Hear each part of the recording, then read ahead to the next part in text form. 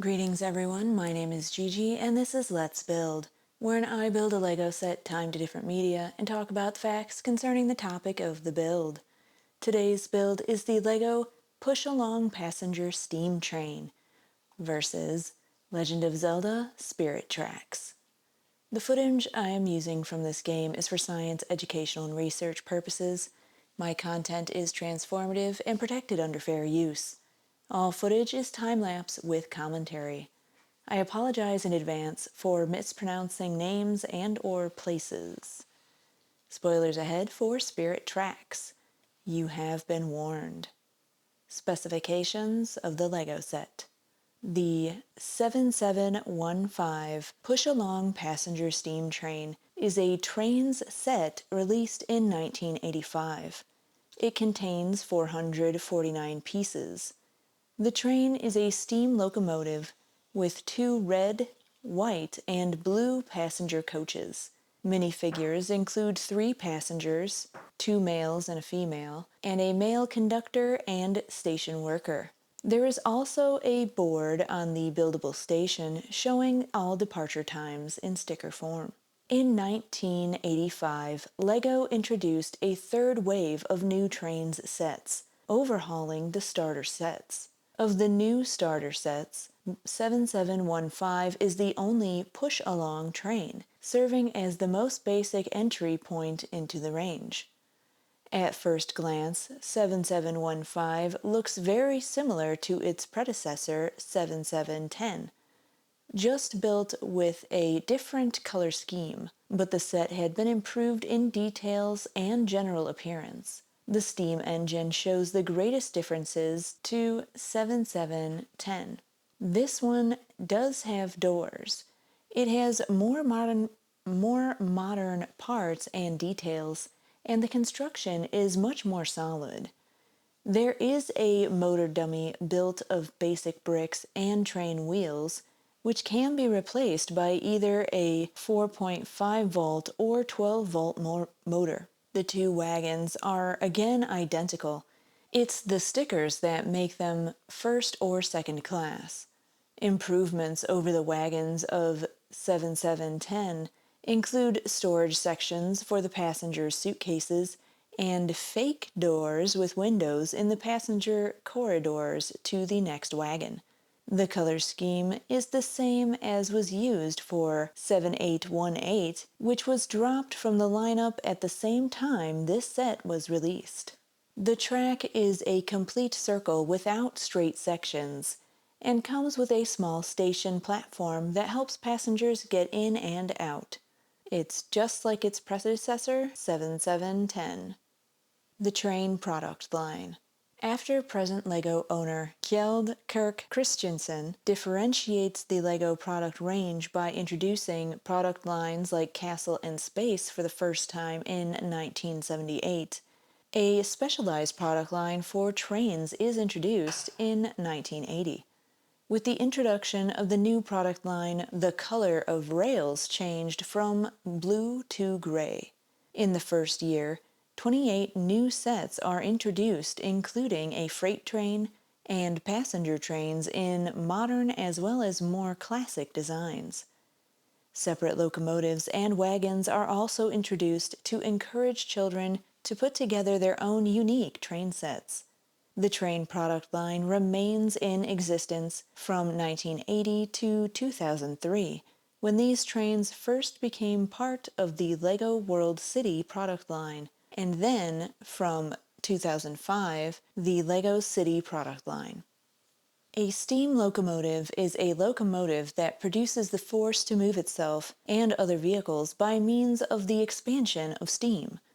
It is fueled by burning combustible material, usually coal, oil, or rarely even wood, to heat water in the locomotive's boiler to the point where it becomes gaseous and its volume increases 1,700 times.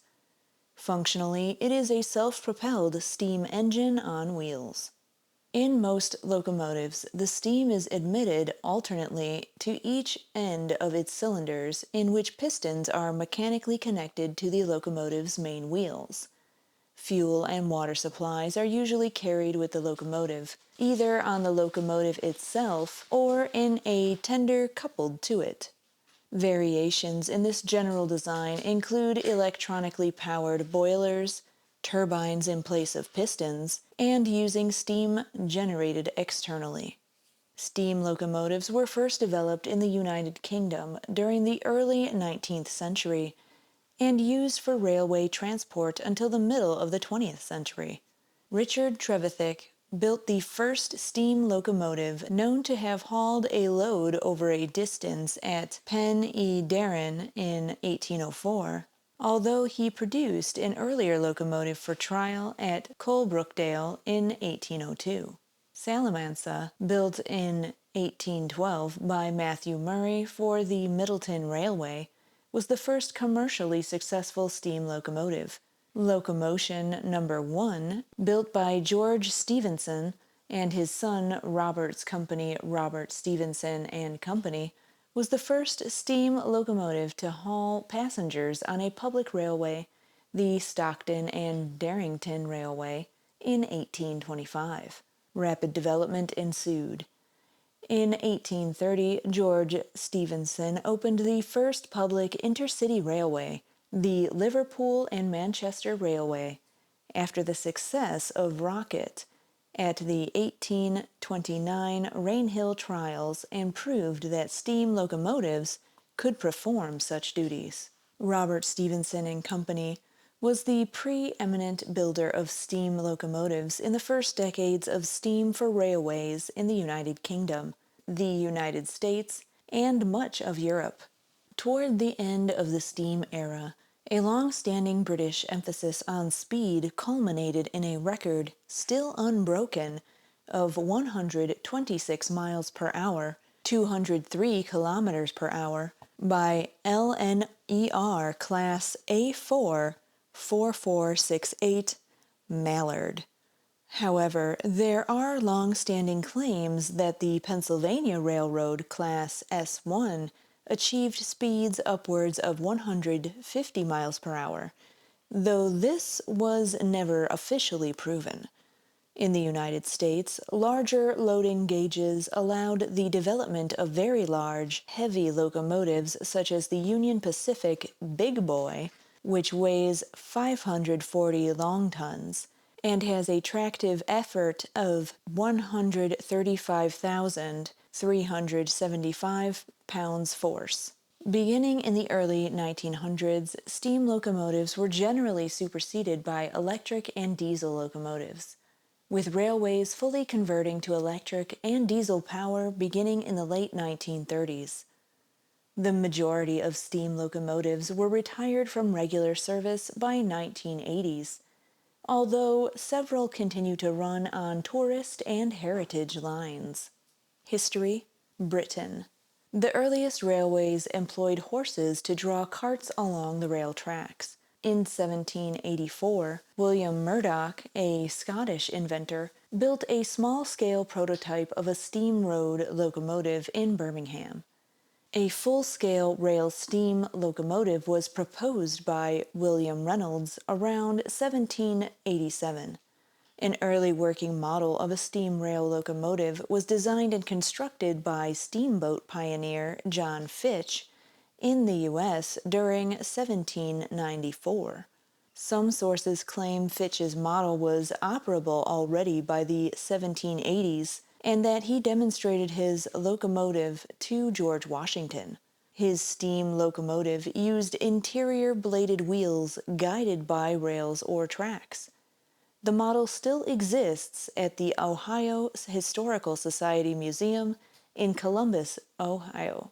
The authenticity and date of this locomotive is disputed by some experts, and a workable steam train would have to await the invention of the high-pressure steam engine by Richard Trevithick, who pioneered the use of steam locomotives. The first full-scale working railway steam locomotive was the 3-foot gauge Coalbrookdale locomotive built by Trevithick in 1802. It was constructed for the Coalbrookdale Iron Works in Shropshire in the United Kingdom, though no record of it working there has survived. On the 21st of February, 1804, the first recorded steam-hauled railway journey took place as another of Trevithick's locomotives hauled a train along the 4-foot 4-inch wide tramway from the Penydarren Ironworks near Merthyr Tydfil to Abercynon in South Wales. Accompanied by Andrew Vivian, it ran with mixed success. The design incorporated a number of important innovations that included using high-pressure steam, which reduced the weight of the engine and increased its efficiency.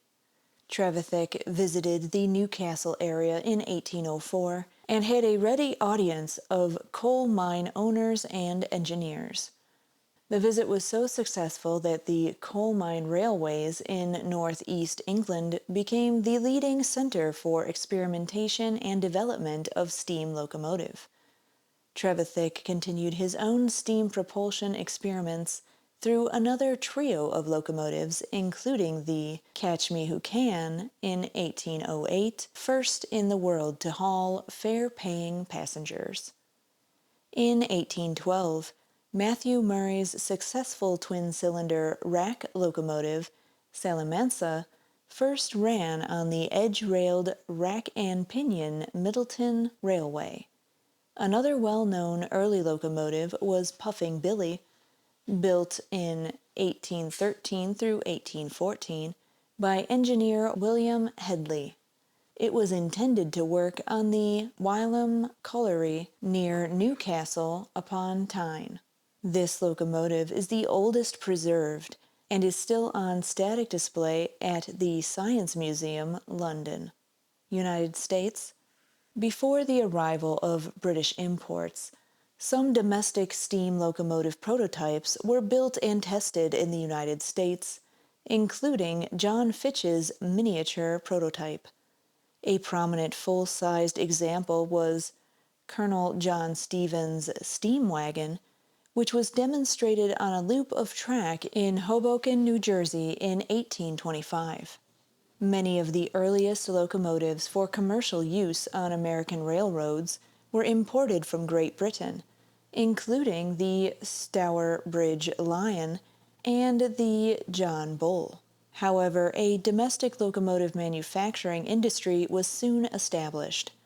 In 1830, the Baltimore and Ohio Railroad's Tom Thumb, designed by Peter Cooper, was the first commercial U.S.-built locomotive to run in America. It was intended as a demonstration of the potential of steam traction rather than as a revenue-earning locomotive. The DeWitt Clinton, built in 1931 for the Mohawk and Hudson Railroad, was a notable early locomotive. As of 2021, the original John Bull was on static display in the National Museum of American History in Washington, D.C. The replica is preserved at the Railroad Museum of Pennsylvania. Continental Europe. The first railway service outside the United Kingdom and North America was opened in 1829 in France between Saint-Étienne and Lyon. It was initially limited to animal traction and converted to steam traction early 1831, using Seguin locomotives. The first steam locomotive in service in Europe outside of France was named the Elephant, which on the 5th of May, 1835, hauled a train on the first line in Belgium, linking Michelin and Brussels. Components. The boiler. A boiler consists of a firebox where the fuel is burned, a barrel where water is turned into steam, and a smoke box which is kept at a slightly lower pressure than outside the firebox. Solid fuel, such as wood, coal, or coke, is either thrown into the firebox through a door by a fireman onto a set of grates which hold the fuel in a bed as it burns, or in some cases introduced into the firebox via a mechanical stoker. Ash falls through the grate into an ash pan. If oil is used as the fuel, a door is needed to adjust the airflow, maintaining the firebox and cleaning the oil jets. The fire tube boiler has internal tubes connecting the firebox to the smoke box through which the combustion gases flow, transforming heat into water. All the tubes together provide a large contact area, called the tube heating surface, between the gas and water in the boiler. Boiler water surrounds the firebox to stop the metal from becoming too hot. This is another area where the gas transfers heat to the water and is called the firebox heating surface. Ash and char collect in the smoke box as the gas gets drawn up the chimney by the exhaust steam from the cylinders. The pressure in the boiler has to be monitored using a steam gauge mounted in the cab. Steam pressure can be released manually by the driver or fireman. If the pressure reaches the boiler's designed working limit, a safety valve opens automatically to reduce the pressure and avoid a catastrophic accident. The exhaust steam from the engine cylinders shoot out a nozzle pointing up the chimney into the smoke box. The steam entrains or drags the smoke box gases with it, which maintains a lower pressure in the smoke box than that under the firebox grate. This pressure difference causes air to flow up the coal bed and keeps the fire burning. The steam generated in the boiler not only moves the locomotive, but also used to operate other devices such as the whistle, the air compressor for the brakes, the pump for replenishing the water in the boiler, and the passenger car heating systems. The constant demand for steam requires a periodic replacement of water in the boiler. The water is kept in a tank in the locomotive tender or wrapped around the boiler in case of a tank locomotive. Periodic stops required to refill the tanks. An alternative was a scoop installed under the tender that would collect water as the train passed over a track pan located between the rails.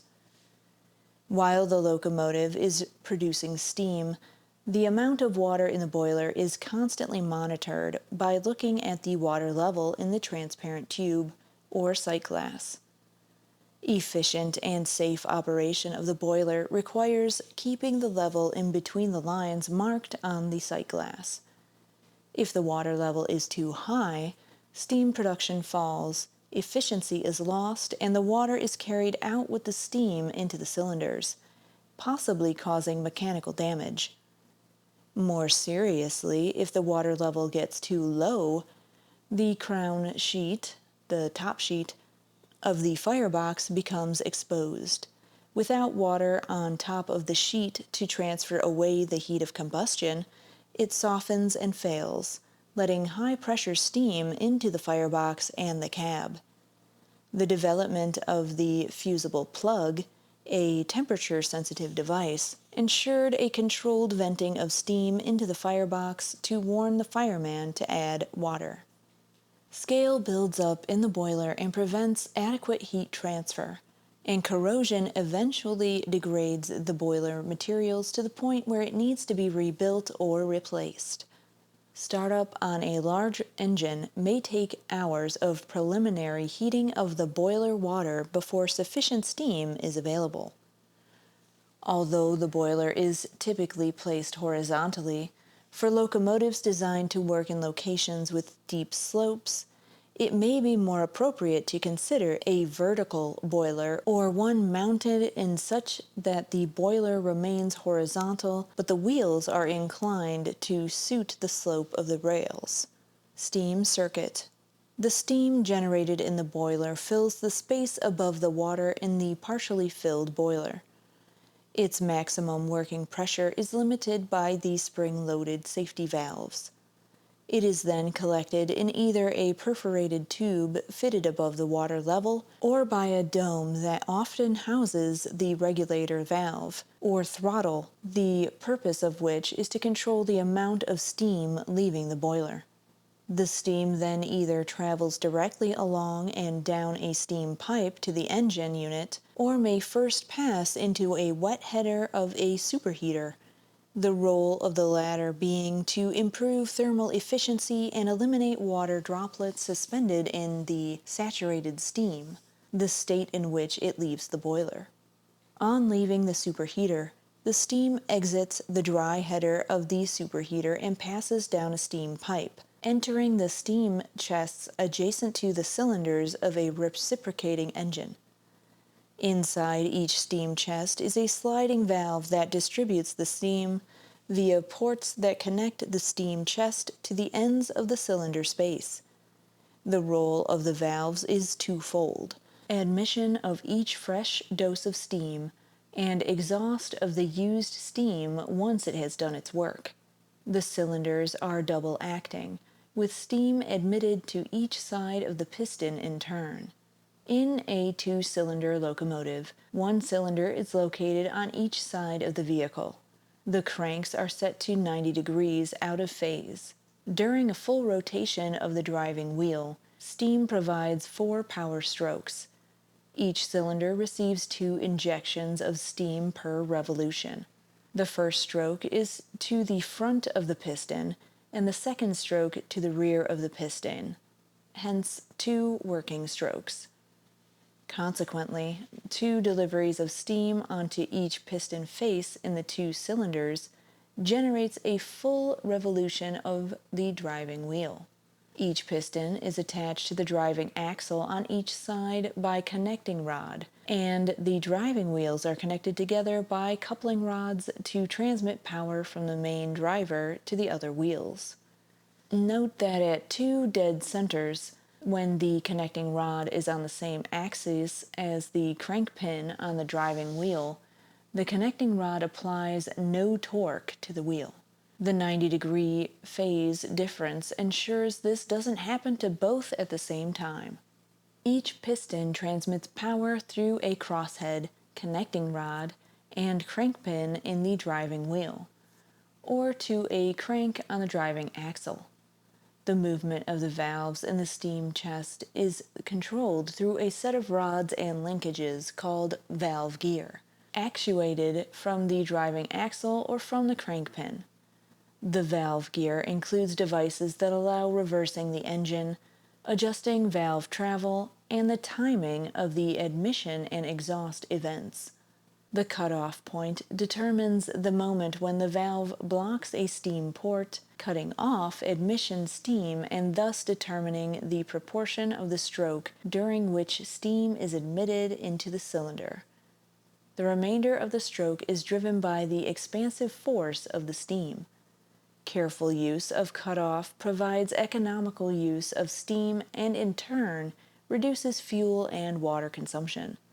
The reversing lever, or screw reverser, that controls the cutoff, therefore performs a similar function to a gear shift in an automobile, providing maximum tractive effort at an expanse of efficiency is used to pull away from the standing start, whilst cutting off as low as 10% is used when cruising, providing reduced tractive effort and therefore lower fuel and water consumption.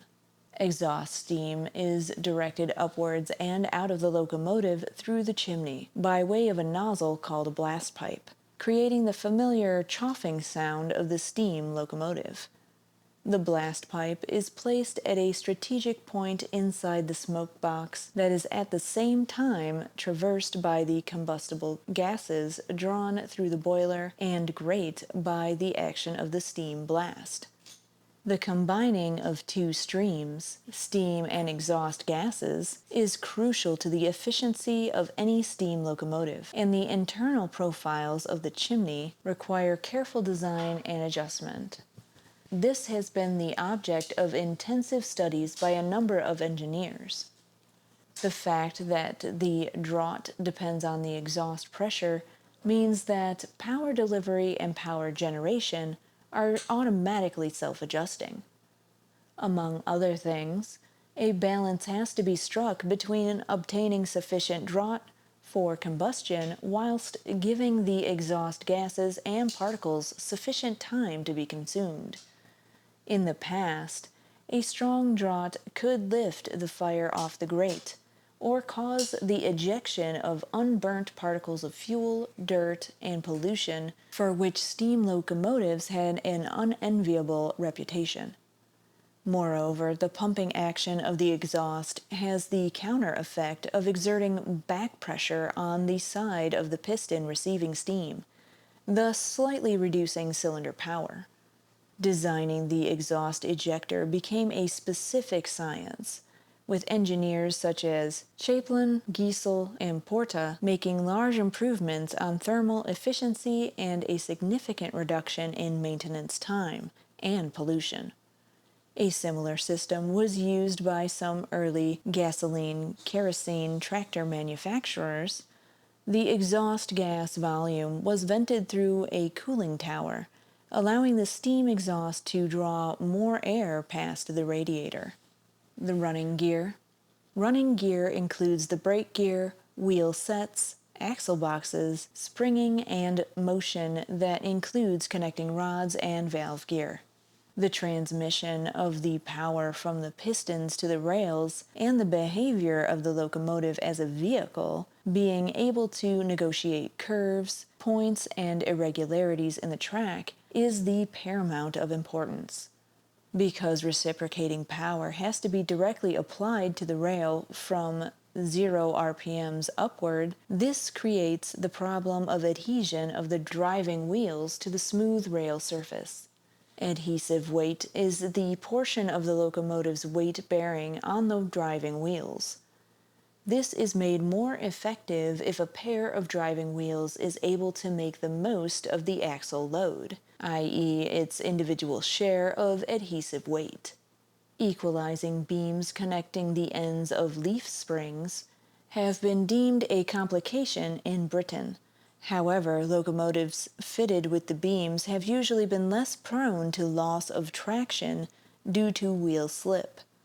Suspension using equalizing levers between driving axles and between driving axles and trucks was standard practice in North America locomotives to maintain even wheel loads when operating on uneven track. Locomotives with total adhesion, where all of the wheels are coupled together, generally lack stability at speed. To counter this, locomotives often fit unpowered carrying wheels mounted on two-wheeled trucks or four-wheeled bogies, centered by springs or inverted rockers, geared rollers that help guide the locomotive through curves. These usually take on weight, the cylinders at the front or the firebox at the rear, when the width exceeds that of the main frames. Locomotives with multiple coupled wheels on a rigid chassis would have an unacceptable flange forces on a tight curve, giving excessive flange rail wear, track spreading, and wheel climb derailments. One solution was to remove or thin the flanges on the axle. More common was to give axles end play and use lateral motion control with spring or inclined plane gravity devices. Railroads generally preferred locomotives with fewer axles to reduce maintenance costs. The number of axles required was dedicated by the maximum axle loading of the railroad in question. A builder would typically add axles until the maximum weight on any one axle was acceptable to the railroad's maximum axle loading. A locomotive with a wheel arrangement of 2 lead axles, 2 drive axles, and 1 trailing axle was a high-speed machine. 2 lead axles were necessary to have good tracking at high speeds. 2 drive axles had a lower reciprocating mass than 3, 4, or 5, or 6 coupled axles. They were thus able to turn at very high speeds due to the lower reciprocating mass. A trailing axle was able to support a huge firebox. Hence, most locomotives with the wheel arrangements of 442 were called free steamers and were able to maintain steam pressure regardless of throttle setting. The chassis. The chassis, or locomotive frame, is the principal structure onto which the boiler is mounted, and which incorporates the various elements of the running gear. The boiler is rigidly mounted on a saddle, beneath the smoke box and in front of the boiler barrel, but the firebox at the rear is allowed to slide forward and backwards to allow for expansion when hot. European locomotives usually use plate frames, where two vertical flat plates form the main chassis, with a variety of spacers and a buffer beam at each end to form a rigid structure. When inside cylinders are mounted between frames, the plate frames are a single large casting that forms a major support element. The axle boxes slide up and down to give some sprung suspension against thickened webs attached to the frame called horn blocks. American practice for many years was to use built-up bar frames, with the smoke box, saddle, or cylinder structure and drag beam integrated therein. In the 1920s, with the introduction of superpower, the steel cast locomotive bed became the norm, incorporating frames, spring hangers, motion brackets, smoke box saddle, and cylinder blocks into a single complex, sturdy but heavy casting. Design study using welded tubular frames gave a rigid frame with a 30% weight reduction. Fuel and water. Generally, the largest locomotives are permanently coupled to a tender that carries the water and fuel. Often locomotives working shorter distances do not have a tender and carry the fuel in a bunker, with the water carried in tanks placed next to the boiler. The tanks can be in various configurations, including two tanks alongside, one on top, or one in between the frames. The fuel used depended on what was economically available to the railway. In the UK and other parts of Europe, plentiful supplies of coal made this the obvious choice from the earliest days of the steam engine. Until 1870, the majority of locomotives in the United States burned wood, but as the eastern forests were cleared, coal gradually became more widely used until it became the dominant fuel worldwide in steam locomotives. Railways serving sugarcane farming operations burned bagasse, a byproduct of sugar refining.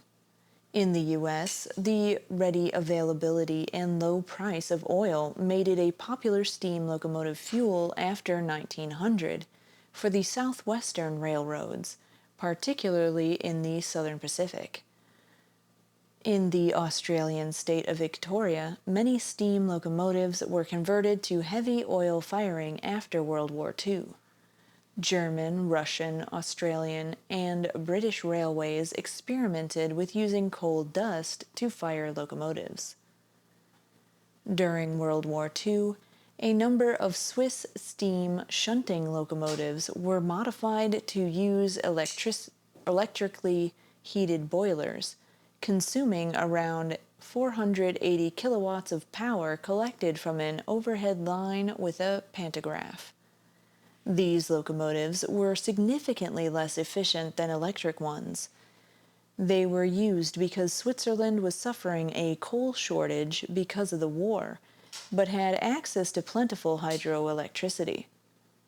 A number of tourist lines and heritage locomotives in Switzerland, Argentina, and Australia have used light diesel-type oil. Water was supplied at stopping places and locomotive depots from a dedicated water tower connected to water cranes or gantries.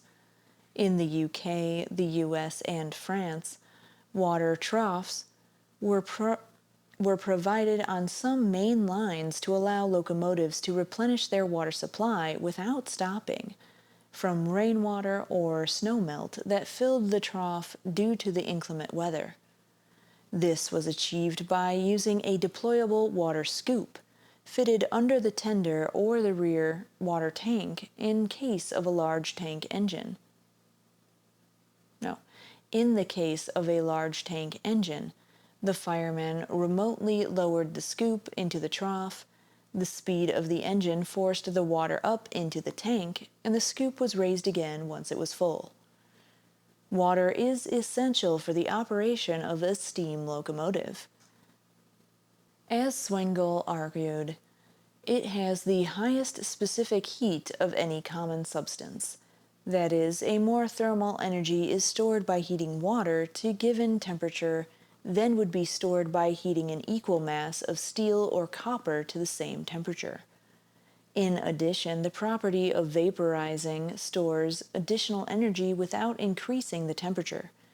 Water is a very satisfactory medium for converting thermal energy of fuel into mechanical energy. Zwengel went on to note that at low temperature and relatively low boiler outputs, good water and regular boiler washout was an acceptable practice, even though such maintenance was high. As steam pressures increased, however, a problem of foaming or priming developed in the boiler, wherein dissolved solids in the water formed tough-skinned bubbles inside the boiler, which in turn were carried into the steam pipes and could blow off the cylinder heads. To overcome this problem, the hot mineral concentrated water was deliberately wasted from the boiler periodically. Higher steam pressures required more blowing down of water of the boiler. Oxygen generated by boiling water attacks the boiler, and with the increased steam pressure, the rate of rust generated inside the boiler also increases. One way to help overcome the problem was water treatment. Zwengel suggested that these problems contributed to the interest in electrification of the railways. In the 1970s, L.D. Porta developed a sophisticated system of heavy-duty chemical water treatment that not only keeps the inside of the boiler clean and prevents corrosion, but modifies the foam in such a way as to form a compact blanket on the surface of the water that filters the steam as it is produced, keeping it pure and preventing carryover into the cylinders of water and suspended abrasion matter. Crew. A steam locomotive is normally controlled from the boiler's backhead, and the crew is usually protected from the elements by the cab. A crew of at least 2 people is normally required to operate a steam locomotive. One, the train driver or engineer, is responsible for the controlling of the locomotive's starting, stopping, and speed, and the fireman is responsible for maintaining the fire, regulating steam pressure, and monitoring boiler and tender water levels. Due to the historical loss of operational infrastructure and staffing, preserved steam locomotives operating on the main line will often have a support crew traveling with the train. The Legend of Zelda Spirit Tracks is a 2009 action-adventure game developed and published by Nintendo for the Nintendo DS handheld game console. Set a century after Wind Waker and its sequel, Phantom Hourglass, the storyline follows the current incarnations of Link and Princess Zelda as they explore the new land of New Hyrule to prevent the awakening of the Demon King Malladus. Players navigate New Hyrule, completing quests that advance the story and solving environmental and dungeon-based puzzles, many requiring the use of the DS's touchscreen and other hardware features. Navigation between towns and dungeons is done using the train, which features its own set of mechanics and puzzles. Production began in 2007 following the release of Phantom Hourglass, with half of the team, including director Daiki Iwamoto and producer Eiji Aonuma, returning.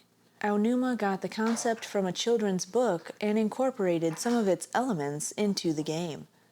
Originally planned as a quickly produced sequel similar to Majora's Mask, the production lasted 2 years due to the new features. The character of Zelda was given more agency and a key role in both the narrative and several puzzles, breaking away from her earlier passive characterizations. The game was lauded by critics from both dedicated video game outlets and general journalistic sites. Praise was directed toward its narrative and gameplay concepts. Gameplay. Spirit Tracks continues its style of gameplay from Phantom Hourglass, which players use the stylus to control Link and use weapons and items. The game is divided into an overworld, which Link traverses using the Spirit Tracks, and towns and dungeons which he travels by foot.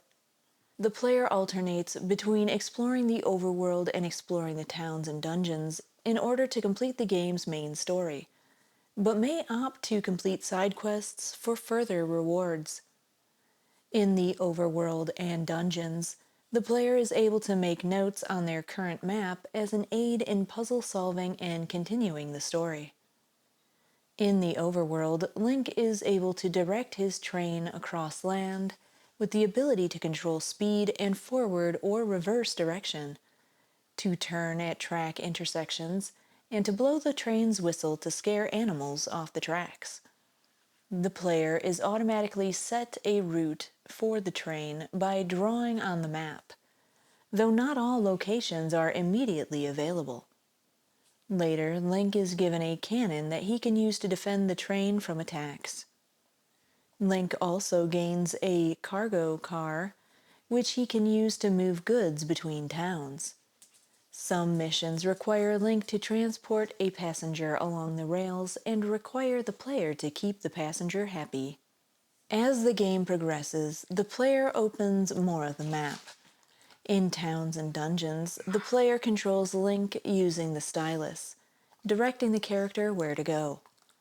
The stylus is also used to perform attacks and dodges and to select items such as bombs and boomerang, used for combat and puzzle solving. Certain items, in particular Zelda's pan flute, require the player to blow into the DS's microphone. In the case of the pan flute, completing songs can unlock new magical songs, reveal hidden secrets, heal Link, or restore more of the Spirit Tracks. In certain dungeons, the ethereal Zelda can inhabit phantom guardians. The player can direct the possessed phantom along a stylus-drawn path to attack enemies or simply follow Link. Several puzzles of the game require the player to manipulate Link and the Zelda-possessed phantom to complete a goal. In towns, the player can have Link speak to its residents, buy goods at local stores, and learn helpful tips. Unlike Phantom Hourglass, Spirit Tracks does not feature Nintendo Wi-Fi connection multiplayer. Instead, up to 4 players can play via DS Download Play using only one game card, and only one game system per player. This multiplayer mode is non-canonical, as all 4 players play as different Links, each with different colored tunics. Each player attempts to collect as many Force Gems as possible within a set time limit. Opposition includes the other players, a varying number of non-partisan phantoms, who will attack any player on sight, and the play stages themselves with environmental hazards. Results of the most recent game played will show up on a bulletin in most in-game towns and cities. Tag mode An item trading system is also available between local players. Similarly to Phantom Hourglass, Spirit Tracks features a central dungeon, which uses a spiral staircase to access upper floors instead of having the player traverse the same floors multiple times as in the previous game. Although safe zones are still present, being used to hide from phantoms, the dungeon does not feature a curse that Link needs to protect himself from for a limited amount of time. Synopsis: Spirit Tracks takes place at the end of the adult timeline within the Zelda continuity. It takes place a century following the events of The Wind Waker and its direct sequel, Phantom Hourglass. Long ago, spirits known as locomotives escaped their realm to end a war with the demon king Malladus by sealing him away below the Tower of Spirits with the Spirit Tracks, a network of chains that runs across the region. Following the events of The Wind Waker and Phantom Hourglass, the previous incarnations of Link and Zelda settled the land, christening it as New Hyrule, after their old homeland.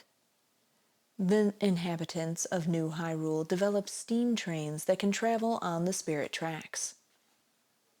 A century later, a new incarnation of Link successfully graduates as a train engineer. At his graduation ceremony in Castle Hyrule, he meets Princess Zelda and her Chancellor Cole. Zelda befriends Link and asks for his aid in escaping Hyrule Castle to investigate the vanishing Spirit Tracks. On their way to the Tower of Spirits, the source of the Spirit Tracks' power, it is revealed that Cole is a demon serving Malladus. With his accomplice Byrne, Cole disembodies Zelda's spirit from her body. As only a host with sacred blood can sustain Malladus, Cole plans to allow Malladus to possess Zelda's body. Spirit Zelda flees to Hyrule Castle, while the Tower of Spirits fragments as the disappearing rails loosen Malladus's bonds. Link attempts to attack Cole but is knocked unconscious by Byrne. Link awakens back at Hyrule Castle, where he meets the disembodied Zelda. They manage to enter the Tower of Spirits and meet the Locomo engine, who instructs the two to restore the Tower of Spirits and the Spirit Tracks. Link is almost killed by a phantom, a guardian of the tower, but Zelda saves him by possessing the phantom. Together, Link and Zelda discover glyphs that restore the Spirit Tracks, facilitating travel to regions of Hyrule. Engine entrusts Link and Zelda with the Spirit Train, which they use to travel throughout Hyrule, and the Spirit Flute, a magical pan flute that Link uses to duet with the locomotives across Hyrule to restore more Spirit Tracks. Together, Link and Zelda defeat the servants of Malladus that have corrupted temples of New Hyrule and successfully repair the Tower of Spirits. On their return, Link and Zelda are ambushed by Byrne, revealed to be a rogue Locomo. Engine embattles him and teleports Link and Zelda away. Despite the tower being repaired, Malladus is resurrected into Zelda's body and betrays Byrne before fleeing into the Dark Realm. Engine instructs the group to find the bow and compass of light. Link does so, and Engine gives him the Locomo sword, which can kill Malladus. Link and Zelda enter the Dark Realm and remove Malladus from Zelda's body. A reformed Byrne sacrifices himself in the process, and Malladus possesses Cole to destroy the world. Calling on the power of the Locomos via the Spirit Flute, Link and Zelda use the Locomo sword and the Bow of Light in tandem to defeat Malladus, allowing Engine and the Locomos to return to the Spirit's realm as Link and Zelda hold hands. A post-credits scene shows Zelda writing in her room. Depending on the dialogue choice, Link either becomes a royal guard she watches training, returns as an engineer to whom Zelda waves from her window, or vanishes on an unknown path. Development. The Legend of Zelda Spirit Tracks was developed by Nintendo EAD. It was developed by one part of the Legend of Zelda team, the other was working on Skyward Sword. Director Daiki Iwamoto and producer Eiji Onuma returned from Phantom Hourglass along with half of the original staff. The team were so pleased with the touchscreen design of Phantom Hourglass that they wanted to develop a sequel on the same platform. Their plan was to produce Spirit Tracks on a short schedule, similar to Ocarina of Time's sequel Majora's Mask, using ideas that had been proposed and not implemented in Phantom Hourglass. Due to a number of factors, development was extended 2 years, double the estimated time. Despite the increased production time, Aonuma described this as a smooth production compared to other protracted or turbulent production cycles of earlier Zelda games. The graphics were chosen similarly to Phantom Hourglass as a result of the decision that toon shading would be best to deliver the games on their chosen platform. Aonuma commented that with the realistic graphics, it would make the characters poorly scaled to their surroundings, adding that though possible, it was not ideal. The music in the game was composed by Toru Minigishi, Manaka Tominaga, and Aosuka Ota. Minigishi wrote the main overworld music and shared the work on the field, character and event themes with Tominaga.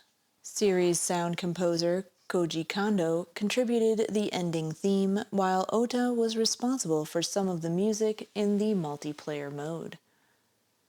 The concept for Spirit Tracks came to Aonuma while he was reading a children's book to his son. The book, titled Senro wa Tsuzuku, concerned a group of children creating a railway line in a magical countryside region.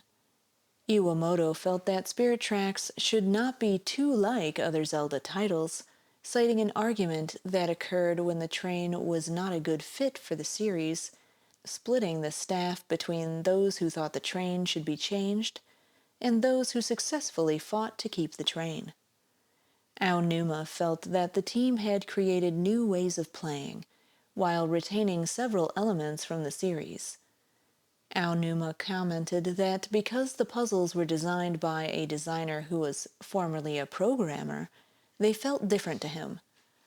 The use of the train was fixed early on, but the concept of players building train tracks was discarded, as Aonuma saw it as a nightmare to manage. The Tower of Spirits was originally going to function the same way as the Temple of the Ocean King from Phantom Hourglass, requiring the player to climb the tower each time they restore a new floor by going through the tower again from the bottom until they reach it. As development neared its end, Aonuma made a comment about this never giving the feeling of climbing a tower, resulting in a spiral staircase included in the final design. Using feedback from Phantom Hourglass, the team adjusted the controls so players would find performing Link's action on the touchscreen easier. They also removed elements that had met with negative feedback from players, such as the time limit imposed on players when they were going through the previous game's main dungeon. The Spirit Flute was brought up early in the game's development. Because the microphone capabilities were featured so prominently in the game, the team decided to incorporate it into the flute. At an early stage, the team decided to focus on the ability to control and to work cooperatively with the Phantom, originally used in Phantom Hourglass as the Wi-Fi Battle Mode exclusive character. In questioning why an enemy character would aid Link, the team came up with the idea that a second character would take control of the Phantom. Zelda was ultimately chosen because she was an interesting and appropriate character. The multiplayer was incorporated based on Miyamoto's liking for The Legend of Zelda Four Swords, wanting something more than the earlier game's battle mode. A survey conducted in the United States signified consumers preferred more independent female characters, including Zelda's alter egos Sheik and Tetra. Iwamoto expressed an interest in making Zelda a more integral part of Spirit Tracks, in addition to being a more independent character.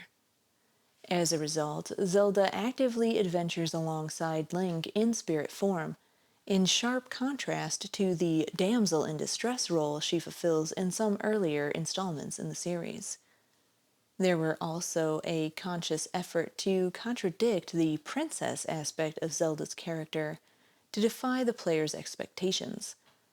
She was designed and written to behave like any girl her age would, despite her royal status, particularly in her friendship with Link. This is particularly displayed in several comedic scenes early in the game when she is still getting used to being a ghost, and when she becomes hysteric over her missing body. Aonuma felt that the inclusion of Zelda as Link's partner in both storyline and gameplay was his favorite part of the game, commenting that Spirit Tracks highlights her personality and characteristics better than other titles in the series. While taking place in the same continuity as Wind Waker and Phantom Hourglass, all the characters except supporting character Nico were new. Nico is used to explain the game's history and setting to players. The team were not careful to focus too much on events from Wind Waker and Phantom Hourglass, allowing first-time players to enjoy the game. The Japanese name of the locomotive's characters were all puns on either train parts or specific models of trains. The antagonists were written to have more personality than previous entries, with Byrne and Cole being played as contrasting rivals, while being Link's main opponents. Despite the clear signs of peace being restored, the ending was left a little ambiguous, so players could imagine what Link and Zelda were doing, and were given a little choice with the question Zelda asks before the final battle. 7715 is one of my sets from when I was a child. One of the few sets where I still have the whole box nearly intact. I had to be somewhat gentle with the rail pieces since they have been known to become brittle over time and break, and now I do live in a dry climate. The set did have the stickers on, but I wanted to hand clean all of my old Legos, so most of them fell off. Legend of Zelda Spirit Tracks was the first game I thought of to play for this build, mainly for the train play and because it is a rather charming game in the Legend of Zelda franchise, and I do enjoy the fact that it actually gives Zelda something to do. Total build time, 1 hour, 6 seconds, which means you could watch 12 episodes from the show Thomas the Tank and Friends at 5 minutes each. Let me know what you think in the comments section below. Remember to like, subscribe, share, ring that bell, all the things for the YouTubes. Thank you.